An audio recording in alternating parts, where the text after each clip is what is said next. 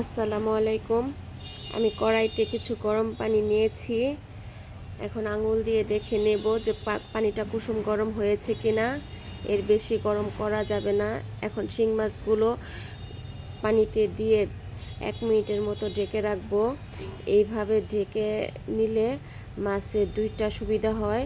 মাছটা লবণ ছাড়া, কোনো ঝামেলা ছাড়া 1 মিনিটে মরে যায় এবং খুব দ্রুত ময়লাগুলা পরিষ্কার হয়ে যায়, কালটা সাদা হয়ে যায়।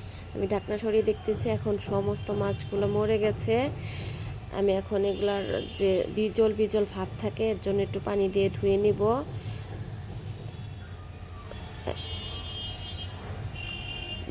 দেখেন, আমি আঙুল দিয়ে, নখ দিয়ে হালকা ডলা দিতেই মাছের কালো ভাবটা উঠে যাচ্ছে।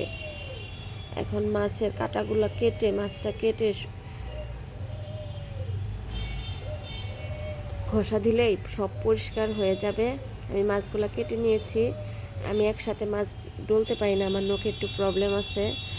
এর জন্য আমি একটা একটা করে ধুচ্ছি। যারা খুব ভালো মাছ ঘষা দিতে পারেন, তারপর অনলি 2 মিনিটের মধ্যে মাছটা হালকা ঘষা দিলেই পরিষ্কার হয়ে যাবে। গুঁড়া মাছের মতো হালকা ঘষা দিলেই শিং মাছ পরিষ্কার হয়ে যাবে। আমি এর থেকে সহজ কোনো বুদ্ধি এখন পর্যন্ত দেখি নাই যে এক একের ভিতরে 2 মাছ পরিষ্কার করা এবং মাছের বিজল ছাড়ানো, মাছ মেরে ফেলা একসাথে হয়ে যায়। আমার বাকি মাছগুলা মাগুর মাছ ছিল। ধন্যবাদ।